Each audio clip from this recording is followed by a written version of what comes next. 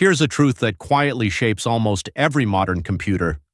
RAM is not fast. It only looks fast because you rarely have to reach it. Today, in episode 14 of IT 3000, we're looking at the reason why, the CPU cache, the processor's private stash of what it just used, and where the entire bet on performance really lives.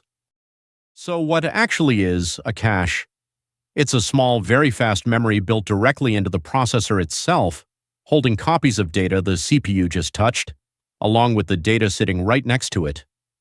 The idea is simple but powerful. The overwhelming majority of memory accesses never travel out to main memory at all. In one sentence, the cache is a bet that whatever you just used, you'll use again, and whatever sits next to it is what you'll want after that. That bet rests on 4 ideas. The first 2 are habits, cache's exploit, temporal locality, if you touch something you'll probably touch it again soon, and spatial locality, whatever sits next to it is likely next in line. The other 2 are the price you pay. Memory moves in fixed blocks, usually 64 bytes called cache lines. You never fetch a single byte, even if that's all you asked for. And because the cache is always full, every new arrival forces something else out. That's eviction, and the policy decides who leaves. So how big is this bet, and who's placing it with you? Registers hold just a few hundred bytes, private to each core. L1 is tiny, 32 to 64 kilobytes, split between code and data, still per core. L2 grows to a couple of megabytes, usually still yours alone. But L3, which can reach tens of megabytes, is shared by every core on the chip. That sharing matters. A noisy process on a neighboring core can evict your data from L3 without ever touching your memory. Let's make this concrete. Picture a 2-dimensional array. In memory, it's just one long row major sequence.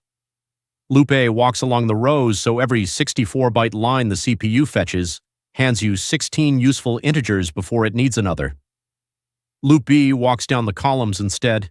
Every read lands on a fresh line, 1 value used, 15 thrown away. Same instructions, same output, 16 times the memory traffic, and on a large array, roughly 10 times slower. The source code looked equivalent. The hardware disagreed. Now, not every miss is the same, and the distinction matters because it tells you what you can actually fix. A compulsory miss is the first touch. The data has never been seen, so of course it wasn't cached. Prefetching can hide the latency, but the miss itself is unavoidable. A capacity miss means your working set is simply too big. The cure is to process in smaller chunks that fit. A conflict miss is the frustrating one. There's room in the cache, but too many of your addresses map to the same set and keep evicting each other. That one you fix by changing your layout or your stride. Everything we've covered today opens the door to a whole family of related ideas. Cache lines and prefetching are the mechanics behind the bet. False sharing is what happens when 2 cores fight over the same line without realizing it. Memory bandwidth and NUMA remind you that RAM has geography, not just latency. And next up, we turn to interrupts, the moment the CPU is forced to drop everything and pay attention. So if you take 3 things away, let it be these. Caching works because real code reuses recent data and touches neighbors, designed for that, and the hardware rewards you. Memory moves in lines, not bytes, so the order you touch things in can shift performance by 10 times or more. And because L3 is shared, your neighbors on the chip are part of your performance story, whether you like it or not. The cache is the CPU's private stash.